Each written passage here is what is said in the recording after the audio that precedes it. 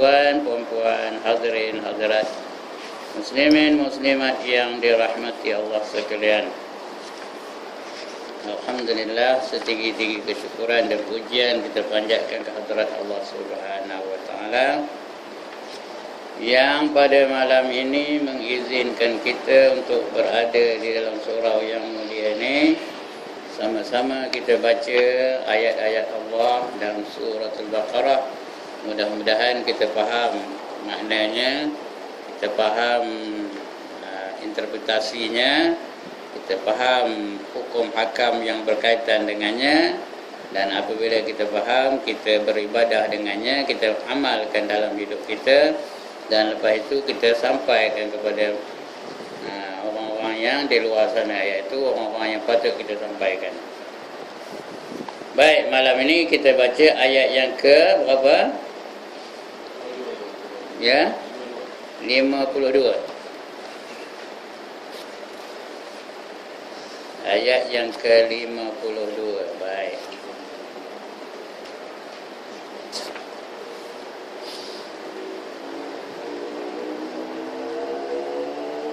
Ayat yang ke-50, bukan 52. 6 bulan 3 tulasnya. 6 bulan 3, ini bulan 4. Bulan 4 ke bulan 5 ya? Bulan 5, betul tu. 51, 52. Nah, ini bulan 5, bulan 4 waktu lain ya.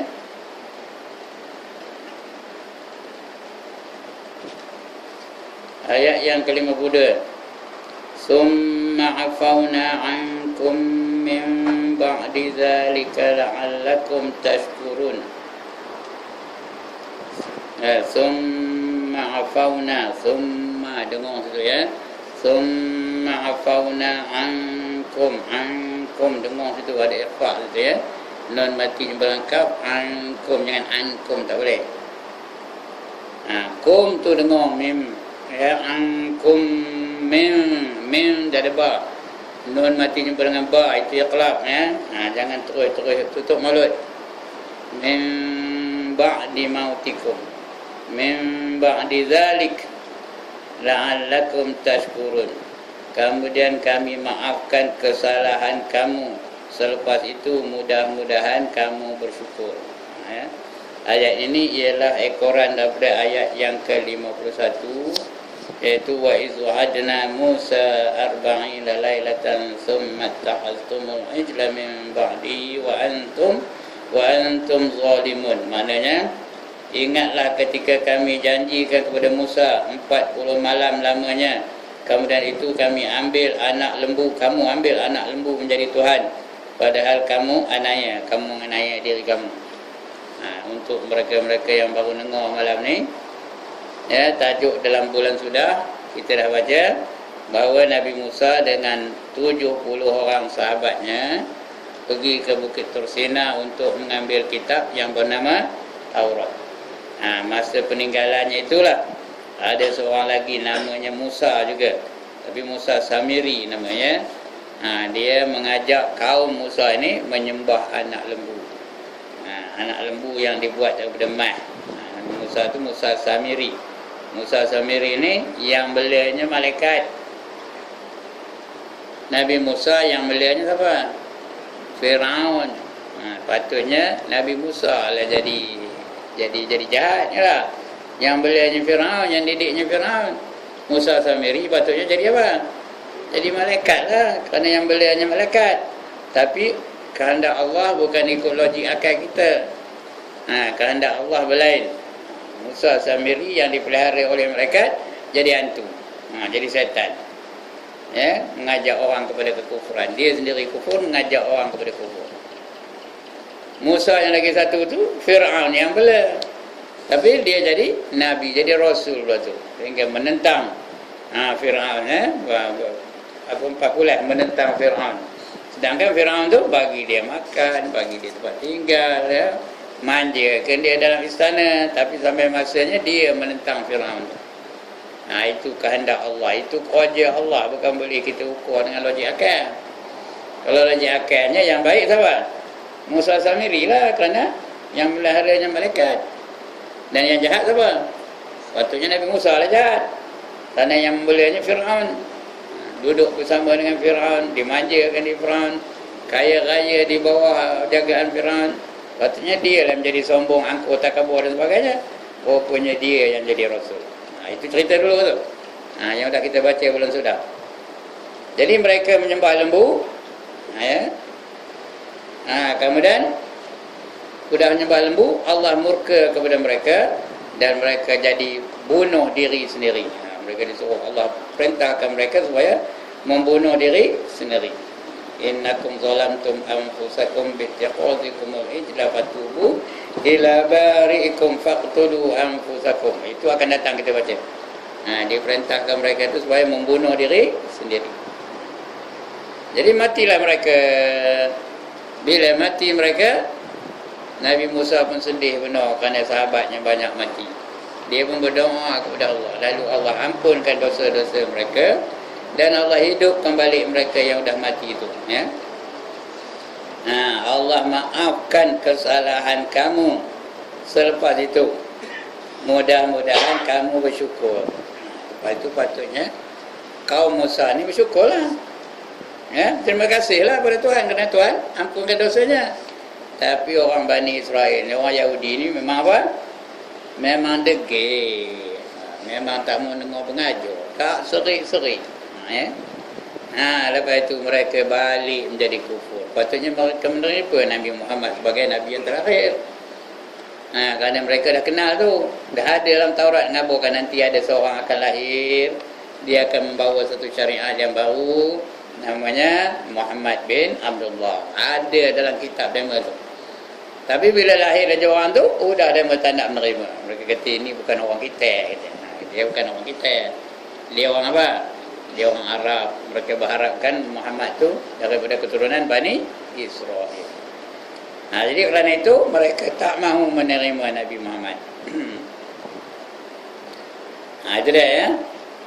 Kemudian kami maafkan kesalahan kamu selepas ini. Mudah-mudahan kamu bersyukur. Ini di antara nikmat yang Allah beri kepada Bani Israel ya. Nikmat yang dapat keampunan dari Allah. Nikmat yang bukan semua dapat. Ada 10 nikmat Allah bagi kepada Bani Israel. Ini dah kita baca dulu, tak apalah, ulang-ulang kaji. Ada 10 nikmat yang Allah bagi hanya kepada Bani Israel. Yang pertama, mereka diselamatkan dari kekejaman Firaun. Cerita Firaun itu kejam ya. Yang kedua, Laut Merah terbelah dua hingga dapat mereka lalu untuk menyelamatkan diri dari dikejar oleh Firaun dan tentera-tenteranya. Itu yang kedua. Yang ketiga, orang-orang yang telah mati disambar petir, Allah hidupkan kembali. Lepas aja dia mengambil Taurat tu, dia mengabur Nabi Musa, kami takkan beriman dengan Tuhan kamu, wahai Musa, sehingga kami nampak mana rupa Tuhan tu, gemuk ke kurus ke putih ke hitam ke, lan tu'mina wa isqutum ya Musa lan tu'mina billah wa tu'mina billah hatta narallah, sehingga kami nampak mana rupanya Tuhan tu. Lalu Allah datangkan petir, Allah datangkan halilintar, Allah samburkan mereka tu dengan halilintar. Mati semuanya di panah halilintar. Akhirnya Allah ampunkan mereka semua, dihidupkan mereka balik. Udah mati tu hidup balik pula tu. Summa ba'atsnakum min ba'di mautikum, kata Allah ya.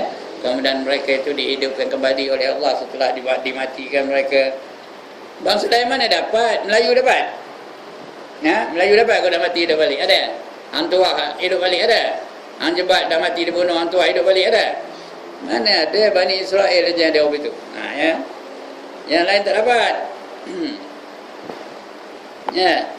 Mana ada hidup balik? Itu yang ketiga. Yang keempat, Allah menyelubungkan awan teratas kepala mereka dari panas matahari pada masa mereka hidup di padang pasir. Mereka tu sesat di padang pasir. Nabi Musa dan tentera dia lah dengan orang-orang dia tu sesat di padang pasir 40 tahun lamanya, bukan sikit-sikit 40 tahun sesatnya. Berada di padang pasir, tak keluar-keluar, jenuh mencari, tak jumpa jalan keluar. Lalu Allah lindungi mereka dengan awan. Wa zallalna 'alaikumul ghamama wa anzalna 'alaikumul manna wassalwa. Kami lindungi mereka dengan awan dan kami turunkan kepada mereka manna wassalwa, manisan daripada langit dan juga dari syurga, dan salwa tu apa? Daging burung dibawa dari syurga bagi dia makan. Itu dia. Bangsa lain mana dapat? Arab mana dapat? Tak dapat. Tapi Bani Israel dapat. Kemudian Allah menurunkan ke atas mereka manna. Manna tu manisan sejenis manisan untuk mereka sebagai penganan. Dan diturun pula makanan namanya salwa. Itu yang keenam. Allah menurunkan ke atas mereka salwa, iaitu daging burung. Yang ketujuh, Allah maafkan atas segala kesalahan mereka. Menyembah anak lembu itu Allah maafkan semasa Nabi Musa AS pergi bermunajat dengan kepada Allah. Yang ke-8, Allah memberi keampunan ketika mereka berseru memohon keampunan. Bila mereka mohon ampun, Allah ampunkan. Ini ayat yang kita baca tadi, summa afauna ankum. Lepas itu kami ampunkan mereka. Yang ke-9, Allah menurunkan kitab Furqan, yakni Taurat, ke atas Nabi Musa. Ini satu anugerah besar ni. Diturunkan kitab yang bernama Furqan ataupun Taurat. Taurat tu gelarannya Furqan juga, iaitu membezakan antara yang hak dengan yang batil. Dan yang ke-10, Allah memancarkan 12 mata air untuk minuman mereka ketika mereka kehausan di padang pasir yang kering tandus. Ketika kering itu, diperintahkan Nabi Musa supaya memukul batu dengan tongkatnya. Nabi Musa memukul batu, terpancut. Berapa mata air? 12 mata air terpancut. Mengapa 12? Kerana Bani Israel itu ada 12 puak. Tak ada demi bergaduh. Satu puak, satu mata air. Satu puak, satu mata air. Satu puak, satu mata air. Itu dia keistimewaan untuk orang Bani Israel ni.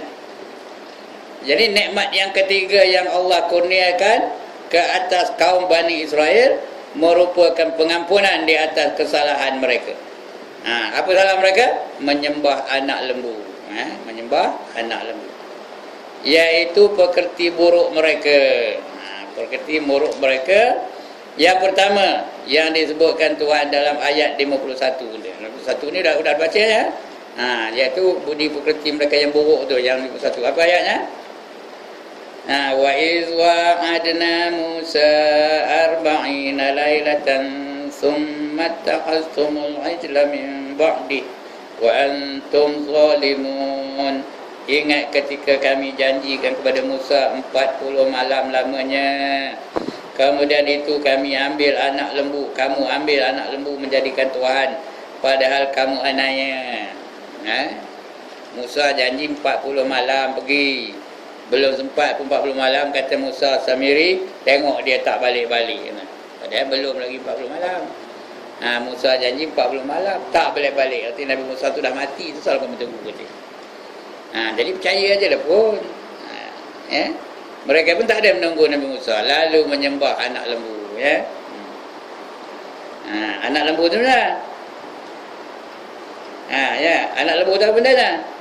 Anak lembu tu ialah bekas kuda yang ditonggang oleh Jibril. Kuda tu ditonggang oleh Jibril. Datang Musa Samiri ni tadi, kutip tapak kuda tu, kutip tapak kuda tu, bekas pijakan kuda itu dikenalkan kepada sesuatu benda. Bila kenal benda tu boleh jadi hidup. Itu dia hebatnya. Bekas kuda Jibril tu, tapaknya tu, bila bekas-bekas itu di tanah tu dia ambil. Bila dia ambil, benda apa je kena satu benda tu, hiduplah benda tu. Jadi dikenalkan kepada lembu yang dibuat daripada mah-mah. Musa Samiri menyeru kaum Nabi Musa ni tadi supaya mengumpulkan mah. Jadi dileburlah mah tu, dijadikan rupa apa? Rupa anak lembu. Jadi bila ambil tapak kuda tu, kena kepada anak lembu tadi, udah anak lembu tu boleh bercakap. Oh, akulah Tuhan katanya. Dia boleh bercakap. Jadi manusia ni bukan boleh ada benda ganjil-ganjil. Bila ada benda ganjil, mereka pun mulalah nyembah. Ya tak? Kita pada sini boleh tu tak? Dulu ingat dekat itu lah, apa nama tu, dekat itu apa nama RTC tu. Ya, ada tokoh Hindu, ingat tak? Masa tu apa? Ada cendawan berasap. Oh, ya amat ramai dia mau pergi situ. Jangan ada entah ke orang sini yang pergi situ. Pergi minta nombor ekor lah, macam-macam ada tak? Ya. Macam itulah. Tak boleh ada benda-benda ganjil. Ramai ada orang datang. Sekarang ni di mana ramai? Siapa tahu? Di mana ramai? Ada tokoh Hindu jalan Kota Baru. Jalan ni lah. Oh, tengok asal petang penuh ya. Saya tanya ada satu gali tu numpang saya dari Kota Baru kemari. Apa sebab ramai orang sini? Kata dia sini ada Sami. Kata dia. Itu Sami lu minta saja apa saja dia boleh kasih tau. Kalau you sakit ke lah dia boleh kasih kata. Boleh kasih sembuh kata. Ramai orang Tanjung Malim mari, Kuala Lumpur mari, Taiping mari, kata dia menggali tu. Dia bukan Hindu tapi dia cakap begitu. Saya tanyalah, Melayu ada ke? Ada kata dia. Melayu pun ada rupanya. Dia tak boleh ada benda-benda ganjil. Ramai ada orang tu. Yang dewa-dewa kan. Ini pun begitu juga. Bila lembu tu ataupun dia anak lembu tu boleh bercakap, dia buat boleh bercakap, ramai lah orang yang terpesong. Jadi manusia ni mahu begitu. Di satu masa berlaku di sebelah Kelang sana. Ya, sebelah Kelang tu berlaku. Ayu terobek dari bawah, kata naik ke atas. Ramai lah orang datang mayu kahwin. Ngambil ayu tu nyapu ke muka lah, minum lah. Kononnya ayu berkat lah tu. Entah ayu apa-apa tu kan ya. Rupa-rupanya di bawah tu ada paip. Bawah jalan kereta api tu ada paip. Paip tu paip lama dulu. Macam paip gopeng kon dulu lah ya, besar. Ada paip besar. Ada lubang pada paip tu, udah karat kan. Udah karat tembok dia. Keluar mancut ayu. Rupanya ayu paip. Di bawah landasan kereta api. Itulah dia kita ni. Manusia ni orang itu. Tak boleh ada benda-benda ganjil-ganjil. Okay, mulalah ya. Ini so ada mana kita tahu kan satu tu ya. Ini dia ya. Itu pekerti buruk orang Bani Israel tu. Kemudian ayat 52 tu ya, summa afawna ankum min ba'di zalika la'allakum tashkurun. Ya, nikmat yang ketiga yang Allah kurniakan ke atas kaum Bani Israel merupakan pengampunan ke atas kesalahan mereka, menyembah anak lembu, iaitu pekerti buruk mereka yang pertama yang disebutkan Tuhan dalam ayat 51. Ayat 51 dia sudah kita baca dulu ya. Iaitu apa ayat 51? Apa nama? Mana dia ayat 51 tadi? Wa iz faraqna bikumul bukan 51 itu 51. Wa iz wa'adna Musa, ingat ketika berjanji Musa arba'ina lailatan, dia berjanji nak pergi berjalan hanya 40 hari. Arba'in itu 40. Summa ta'aztumul ijla min ba'dihi wa antum zalimun.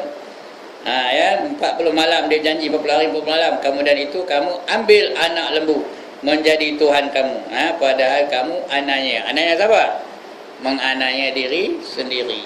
Bukan menganiaya orang. Tuhan tak ada apa-apa. Lantaklah kalau semua manusia kafir dalam dunia ni, Tuhan terjejas ke? Terjejas ke Tuhan? Jatuh standard ke Tuhan? Lantaklah kau kafir. Tuhan Rabbi itu juga tetap sempurna. Begitu juga kalau semua orang beriman. Semua orang beriman. Kapal Sing beriman. Lagi apa?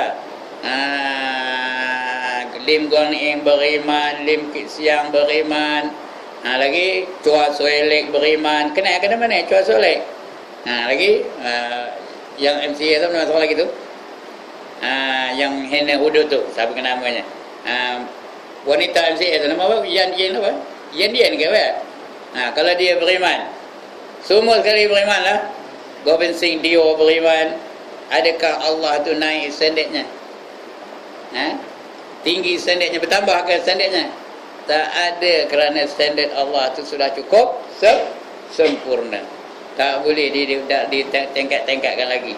Dan dia tidak pula jatuh standard, tak ada. Lantaklah kapior belaka. Semua orang kapior. Lantaklah bagi Tuhan, tak ada apa-apa terjejas. Yang terjejas siapa? Siapa yang terjejas? Makhluk yang terjejas. Kita yang terjejas. Orang yang terjejas. Allah tak ada apa, ya. Itu dia. Lantaklah kau tak nak kapior ke semuanya. Tuhan tak ada jadi apa-apa. Kemudian Allah menyatakan nikmatnya yang keempat, iaitu mengurniakan kepada mereka kitab Taurat. Kitab ni pun satu nikmat besar juga, ya. Kita ni ada nikmat yang terbesar, iaitu kitab Al-Quranul Karim. Taurat ni salah satu kitab juga, ya, besar tu.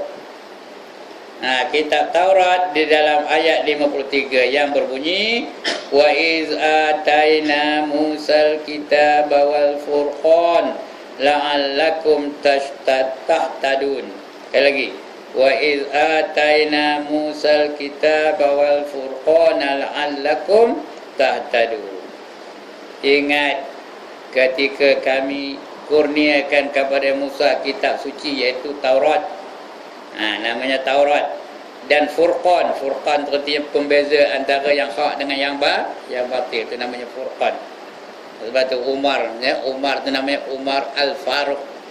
Dia Umar yang dapat membezakan yang hak dengan yang batil. Taurat pun dipanggil Furqan. Mudah-mudahan mereka dapat petunjuk. Dengan adanya Furqan, dengan adanya Taurat, Bani Israel itu patutnya mendapat petunjuk. Ya, kemudian Allah sambung lagi. Wa iz qala Musa liqaumihi ya qaumi innakum zalamtum anfusakum bittiqazikumul ajla fatubu ila bari'ikum faqtulu anfusakum dzalikum khairul lakum 'inda bari'ikum fataba 'alaikum innahu wat-tawwabur rahim. Panjang ayat ni, ya. Ingat ketika berkata Musa kepada kaumnya, wa iz qala Musa liqaumihi. Ingat ketika Musa berkata kepada kaumnya, hai kaumku, ya qaumi innakum, sesungguhnya kamu, zalamtum anfusakum, kamu menzalimi diri kamu sendiri. Kaum komen ni menghinanya diri kaum, bukan komen menghinanya orang lain, kata Nabi Musa kepada kaum dia. Ya. Hai kaumku, sesungguhnya kamu telah aniaya kepada dirimu sendiri oleh kerana kamu mengambil anak lembu menjadi Tuhan. Maka bertaubatlah kamu kepada Allah. Oleh itu tubu, ya. Taubatlah kamu, fatubu ila barikum. Bertaubatlah kamu kepada Tuhan kamu, katanya. Kepada Allah yang menjadikan kamu, dan bunuhlah dirimu, faqtulu anfusakum, hendaklah kamu bunuh diri kamu. Ini aja perintah Nabi kepada umat dia, suruh bunuh diri masing-masing. Ya, bunuhlah diri kamu, maka diterimanya taubat kamu. Bila dah kamu bunuh diri kamu, baru Tuhan terima taubat kamu, kerana Ia penerima taubat lagi amat penyayang. Jadi kalau kamu bunuh diri kamu, baru Tuhan terima taubat. Tapi mereka tak bunuh diri mereka sendiri. Mereka bunuh orang yang dekat dia. Allah gelapkan ketika itu. Mereka ambil pedang, dia bunuh yang terdekat dengan dia tu. Semua dia bunuhnya. Cak. Orang ni bunuh, orang ni bunuh. Itu dalam tafsir tempat lain, ya. Kerana apa? Mereka telah menyembah lembu. Allah perintahkan mereka supaya bunuh diri masing-masing. Jadi Allah gelapkan. Bila dah gelap, tak nampak siapa-siapa, anda tikam aja lah. Tikam. Tak apa, siapa dapat. Sampai dia sendiri kena tikam. Dia nikam orang pun nikam dia juga. Anda masing-masing tak nampak, kan? Macam tu. Ayat ini menyatakan bahawa Nabi Musa AS yang telah kembali dari menemui Tuhannya, dan mendapati kaumnya telah murtad. Bila menyembah lembu, tak ada menyembah Allah lah, artinya murtad lah tu. Ia murka serta berkata, hai kaumku, sesungguhnya kamu telah aniaya kepada dirimu sendiri. Oleh kerana itu, Oleh kerana kamu mengambil anak lembu menjadi Tuhan. Kamu jadikan anak lembu itu sebagai Tuhan. Jadi kamu tu menganiayai diri kamu sendiri. Bukan kamu menganiayai orang lain, tidak. Kamu, diri kamu sendiri yang kamu aniayai. Ya. Maka taubatlah kepada Tuhan, kepada Allah yang menjadikan kamu. Hendaklah kamu bertaubat kepada Allah Ta'ala. Fatubu ila bari'ikum. Taubatlah kamu kepada yang menjadikan kamu. Kerana yang menjadikan kamu siapa? Allah. Taubatlah kamu kepada Allah. Macam mana nak taubat? Faqtulu anfusakum. Dan bunuhlah diri kamu. Ya. Zalikum khairul lakum. Itulah yang lebih baik bagi kamu. Ya, inda bari'ikum, yang menjadikan kamu, maka diterimanya taubat kamu. Kalau kamu bunuh diri kamu, baru Tuhan terima taubat kamu. Fataba alaikum, artinya akan diterima taubat kamu. Innahu, sesungguhnya dia, iaitu Allah, huwat tawwabur rahim, amat menerima taubat dan lagi maha mengasihani. Ya, hai kaumku, sesungguhnya kamu telah aniaya kepada dirimu sendiri. Oleh kerana kamu mengambil anak lembu menjadi Tuhan, maka taubatlah kepada Allah yang menjadikan kamu, dan bunuhlah diri kamu. Demikian lebih baik bagi kamu di sisi Tuhan yang menjadikan kamu, maka diterimanya taubat kamu, kerana ia penerima taubat lagi maha penyayang. Dalam ayat ini dinyatakan bahawa kaum Bani Israel yang menyembah anak lembu diperintahkan oleh Tuhan supaya mereka bertaubat. Dia taubat bukan macam kita. Kita astagfirullahalazim. Terima tu ya. Kita taubat apa itu, tapi zaman Nabi Musa taubat macam mana hukumnya? Kena bunuh diri mereka sendiri. Itu taubat mereka. Kita mujur tak ada suruh begitu ya. Kalau suruh betul tak? Ya. Masa itu macam itu nak taubat bunuh diri. Ya. Lebih-lebih kalau dia jadi murtad lah, taubat dari murtad ya. Kena bunuh diri, bukan taubat dari dosa, taubat dari menjadi kafir kerana menyembah lain daripada Allah Taala. Bunuh diri kamu. Ya. Supaya mereka bertaubat kerana mereka telah murtad, keluar dari agama mereka. Cara bertaubat mengikut syariat Nabi Allah Musa, cara bertaubat mengikut syariat Nabi Allah Musa alaihissalam, iaitu dengan membunuh diri mereka sendiri, sebagaimana yang berbunyi fatubu ila bari'ikum faqtulu anfusakum. Maka bertaubatlah kamu kepada Tuhan yang menjadikan kamu, dan caranya hendaklah kamu membunuh diri kamu sendiri. Ya. Sesungguhnya perintah taubat dengan membunuh diri ini adalah suatu hukuman yang amat berat pada syariat Nabi Musa. Syariat tu hukuman yang amat berat pada syariat Nabi Musa. Nabi kita tak ada suruh bunuh diri pun. Malahan apa hukum bunuh diri sekarang ni? Haram ya, jangan nak cuba bunuh diri. Bingung aja siapa nak bunuh diri tu. Ya, tak dapat kahwin bunuh diri, bingung betul ya.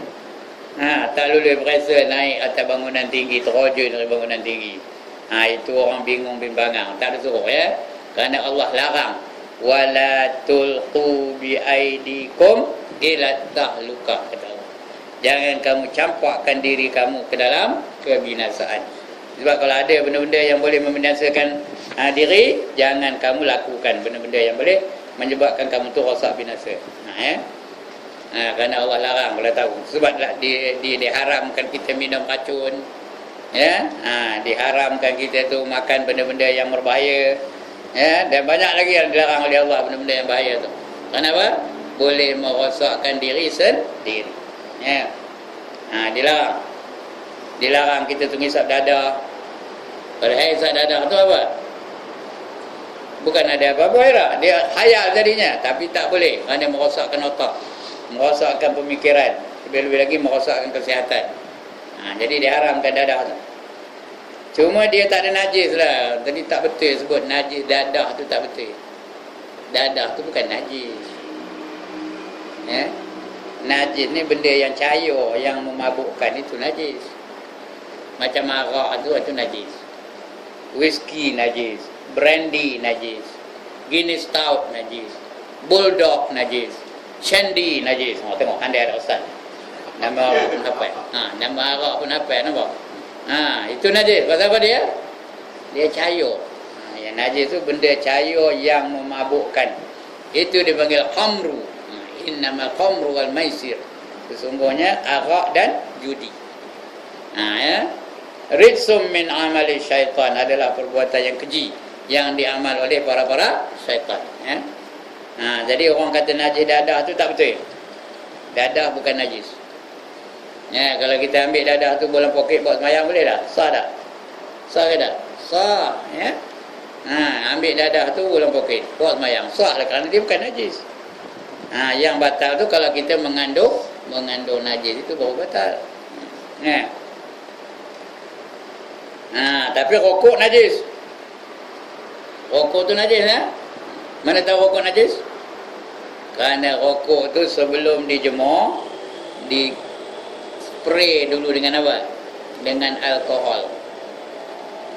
Tahu tak? Sebelum dijemur daun tembakau tu, di spray dulu dengan alkohol supaya apa? Supaya aromanya wangi, baunya wangi. Supaya dia ada aroma yang sedap. Jadi alkohol tu hukumnya apa?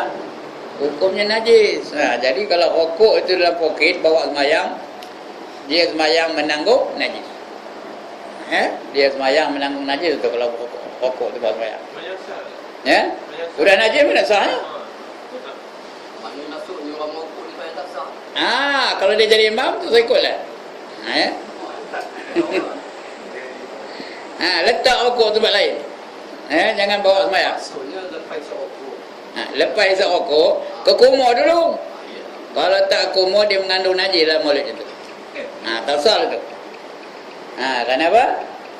Kerana dia ada najis dalam mulutnya. Jadi ke kumur dulu, buangkan saki-baki najis tu, baru semayang. Ya? Kalau tidak, dia semayang membawa najis. Ya, pasal apa dia? Alkohol tu najis. Ustaz, kalau alkohol tu tak ada haram. Memang haram. Bila isap alkohol haram. Ada?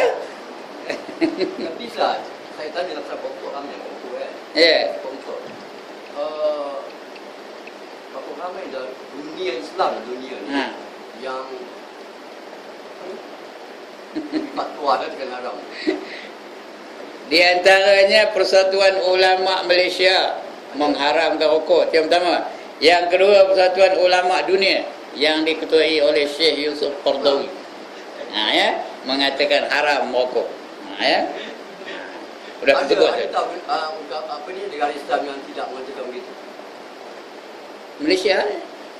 Dia kena haramkan. Malaysia lah. Itu bukan negara yang mengatakan haram. Ulama. Persatuan ulama'nya yang mengatakan haram. Kerajaan tak ada mengatakan haram. Persatuan ulama' yang mengatakan haram. Macam negara yang tidak, Indonesia ke? Indonesia pun wallahualam, tak tahu saya apa fatwa mereka. Ya. Tapi di Mekah memang haram. Saudi Arab Saudi mengharamkannya. Tak boleh jual apa secara terbuka rokok. Nanti dia orang hisap juga kan? Hisap tu black market. Dia makan. Ya. Kalau pergi ke hotel, dia orang beli daripada siapa? Beli daripada Bangla yang jadi apa tu? Yang jadi itu. Memang boleh beli. Berleluasa. Tak ada sekatan. Tapi secara official tak ada. Secara terbuka tak ada. Kerana kerajaan Arab Saudi mengharamkan rokok. Atas 4 sebab. Ini ya. Atas 4 sebab. Kena terima-terima lah. Edak-edak lah ya. Ini sudah terkeluar tadi mana buatnya.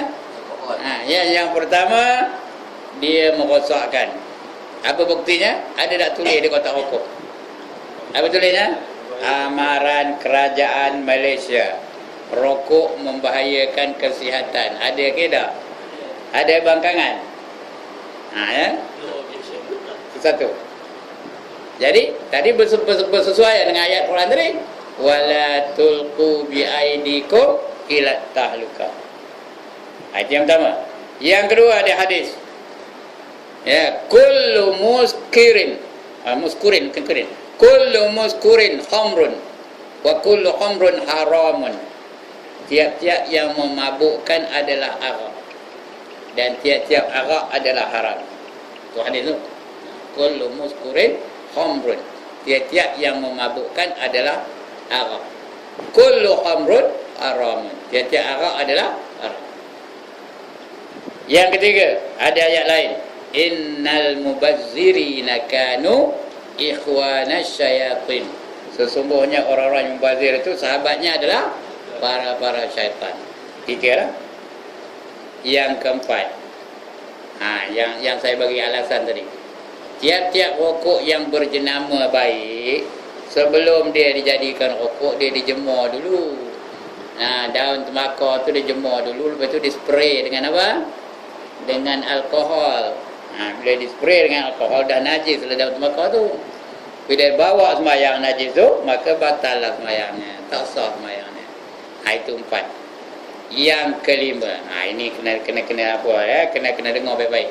Yang kelima sebabnya, tiap-tiap kilang rokok adalah kepunyaan Yahudi dan Nasrani. Every kilang rokok, tak ada kecuali, termasuk gudang garam di Indonesia tu. Yang punya siapa? Yahudi atau Nasrani. Dan mereka ada perjanjian dengan Israel. You must give a certain percentage of your profit to the country of Israel. Mesti bagi keuntungan tu sebahagian daripadanya kepada negara Israel.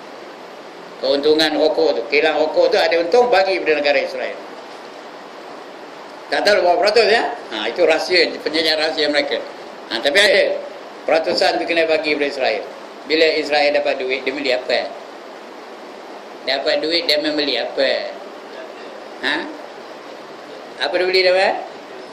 Senapang, pistol, bom, helikopter, roket. Dia beli senjata, nembak siapa? Nembak orang Israel juga ke? Dia nembak siapa? Nembak orang Palestin. Orang Palestin tu agama apa? Agama Islam. Ini dia tuan-tuan dan perempuan, minta maaf lah ya. Sudah terkeluar cerita ni. Sekali tengok orang Palestin tu mati ditembak orang Israel, perokok tu ada saham tak? Ada saham di situ. Jadi ingat ni tuan-tuan. Ya. Bila tang, udah ada saham. Satu saham tu. Tang, satu saham. Kalau tang, berapa saham cikgu? Berapa saham? Sudah 2 saham. Tang, berapa saham? 3 saham. Kalau tang, berapa saham dia? Dah tak tahu ngira dah. Jadi tuan-tuan dan puan ingat dia, sekali hisap satu pui, satu tang. Bila pui, tang. Pui, dah? Pui, dah? Tang. Kalau pui, dah? Tang. Ingat itu ya. Kalau ingat itu, ya, kita ada share dalam pembunuhan orang Islam di seluruh dunia. Kerana rokok ni semua kepunyaan orang-orang Yahudi, orang Israel. Sama ada Yahudi atau Nasrani. Nasrani pun kira Yahudi juga, kerana mereka dah dikuasai oleh orang Yahudi. Ini orang Nasrani memang dikuasai oleh orang Yahudi. Siapa kata tak boleh berhenti? All of you know me or not? I was once an avid smoker, you know. Ya. Dulu memang ada saham lah. Sekarang ni pasal apa? Bila kita dah tahu, kita dah apa? Tadi azam malam ni. Azam betul-betul supaya berhenti. Ya. Nawaitu ikut. Nawaitu berhenti merokok lillahi ta'ala. Itu dia. Sekali lagi. Macam mana? Nawaitu berhenti merokok lillahi ta'ala. Itu pun melawak tu betul tu, supaya dapat pahala di sisi Allah Ta'ala ya. Ya. Ya. Jadi itu dia caranya. Saja aku berhenti merokok kerana Allah Ta'ala. Saya dulu tuan-tuan dan puan-puan, kalau ada 3 batang, 4 batang dalam kotak tu, saya tak bawa keluar tau. Tinggalkan di rumah. Pergi keluar, beli bungkus baru. Beli kotak baru. Kerana takut dia putih. Kau balik rumah dah tak ada langsung rokok apa. Jadi ada 3-4 batang tu sentiasa saja ada di rumah. Ya. Tuan-tuan kan tak kenal saya, dah kemudian lagi mana rokoknya? Ya? Tak. Dah tahunya. Rosman ni salah. Murid-murid saya pun tahu. Dia negur tu. Kalau pakai t-shirt tu, rokok tu letak tu sini. Ya. Itulah dulu. Tapi, ya. Macam mana? Saya berhenti tahun 80. Sekarang tahun apa? Cara berhenti tu saya sab tu. Ya, tu saya sab. Bila rasa nak isap tu saya sab. Mula-mula tu memanglah, ya. Memang meleli ayo-liyo nengoknya, tapi lawan-lawan. It is a matter of mind over body. Kalau strong will, orang yang kuat semangat, kuat otaknya, dia tetap akan dapat mempertahankan syariat. Ya. Ingat itu saja. Bila push, ingat tank. Bila rasa nak push, ingat tank. Push, apa? Tank. Push, apa? Tank. Push, apa? Tank. Push, apa?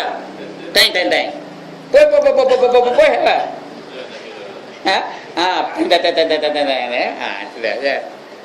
Itu bak rokok. Minta maaf dia sudah terlanjut. Mana buat? Dah berapa tahun dah saya ngajar ni tak pernah terkeluar bab itu. Hari ni keluar pula. Ya? Bola mengambang. Begitulah tuan-tuan dan puan-puan ya. Ustaz balik saja. Kalau kau tak rokok, letak lucu sana Ustaz. Betul tu orang sayang kita dah kena najis. Aida. Najis yang berhubung ni kalau tali, diikat dengan tali, itu berhubung. Ya. Memang ada itu Ustaz. Ya. Kalau dengan tali je. Ustaz, kalau ni, kalau tak ada riwayat. Kalau ni, cerita najis tadi, setelah dia guna anjing kat luar, dia tak tali, anjing kaki anjing tu, anjing tu berazar kan. Semayang maka batal semayang tu sebab dia hubung dengan najis. Ya. Sekarang bagaimana kita pula, kita semayang di situ, tak isyak itu, kita tak sedar. Itu bersambung dengan itu batal. Itu memang batal. Itu nama najis yang berhubung. Kalau macam ni, macam saya ni, ni di ujung tu ada tai cicak. Itu batal. Kalau nak semayang. FBA tu, FBA. Dia katakan najis FBA tu. Buang. Maknanya bila betul-betul bila tu berhubung dengan najis tu. Sebab itu sentiasa nak dicuci najis tu. Dia sucikan ya. Kalau sedar, kalau tak sedar. Tak sedar, dimaafkanlah. Allah dia memberi hukum tu bukannya dogmatik ya. Boleh kita kawal, kita kawal. Mana yang tak boleh kita kawal, itu dimaafkan oleh Allah Subhanahu Wa Taala. Ya, macam najis jugalah. Najis yang masuk dalam air, kalau dia tak bertulang, najis juga tapi dimaafkan ya. Macam itulah. Ya. Tapi macam kata cikgu tadi, kalau dia ujung sana kotak, orang sembahyang sini, kena tak? Berhubung tak? Tak. Kalau sejadah tak ada berhubung. Kalau kita sejadah? Bukan, sejadah tak ada berhubung. Dia bukan najis yang berhubung. Kalau ujung sejadah tu ada korang kan? Ujung sejadah tu. Walaupun tahi di ujung sejadah tu. Tahi itu dah tentu najis ya. Dia sembahyang sini, tak ada berhubung. Dia yang berhubung tali ni. Ini berhubung. Macam anjing tadi, tahu? Anjing tadi, kalau dia diikat tali tu dengan tekuk anjing tu, kemudian tali itu diikat pada kaki, itu batal. Dia kira najis yang berhubung. Tapi kalau dikacaknya tali itu, tak batal. Kerana dia tidak menanggung najis tu. Tali itu ngikat anjing, lepas dia dikacak dengan kaki. Dikacak dengan kaki, jadi tali itu di bawah kaki lah. Yang itu tidak batal sembahyangnya.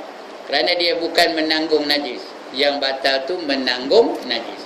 Yang ini dia kacak tali tu terus pada anjing, jadi bukan menanggung anjing tu. Ya. Faham tak? Dia pijak kaki tali tu.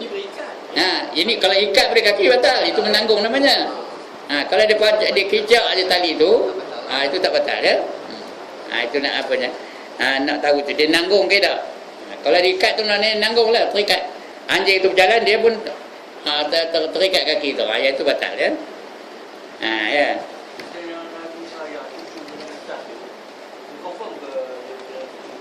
Macam mana? Nabi Muhammad dia sayang cucu dia Nabi selalu. Itu orang Arab. Orang Arab seminggu dah potong dah. Mana ada najis lagi? Orang Arab dia berkhitan seminggu dah potong bedanya. Jadi cucunya tu dah besar. Sudah 2 tahun. Jadi maknanya memang tak ada menanggung najis lagi lah. Itu kadang-kadang Nabi tengah tahiyat, dia cucunya duduk atas riba, tak ada batas sembahyangnya. Kerana dia tak ada najis. Ya? Dia kerana orang Arab ni. Begitu Semaya satu hari ini. Kalau setakat sentuh aja tidak membatalkan. Setakat dia lalu sentuh kita tak ada batal ya. Tapi kalau dia duduk atas riba, itu batal. Dia duduk atas riba, naik atas tengkuk, cucu kita naik atas tengkuk, dia belum sunat lagi. Semayang satu sah budak. Satu sah dengan dia semayang. Budak yang 7 tahun. Tak apa, jangan bagi sentuh benar lah, jangan rapat benar. Itu tak apa, tak ada pula batal semayangnya dah ya. Tapi apalah, kita jaga-jaga juga ya. Jangan bagi rapat benar sehingga dia boleh kita menanggung dia, itu batal. Kalau kita tak tanggung dia, tak batal ya. Kalau kucing Ustaz, Kucing apa? kalau tengah bayar kucing tu Melisuk dengan duduk kita. depan kita pula. Duduk depan tak apa, duduk lah. Jangan duduk atas kita. Duduk atas kita batal lah, kerana dia ada najis kucing tu. Duduk kita. Itu atas. Kalau sekat senggong aja, sentuh aja tak apa ya. Kalau duduk atas batal. Ya, lagi.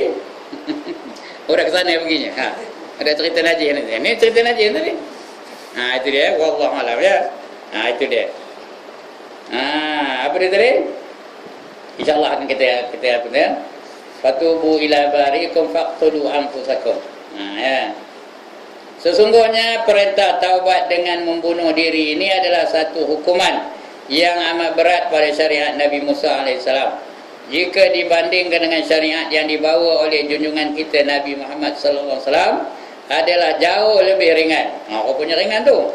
Kerana di sini agama Islam kita, orang Islam yang sudah murtad diberi kesempatan lagi untuk bertaubat dengan tidak serta-merta dihukum bunuh ya. Itu sekarang ni.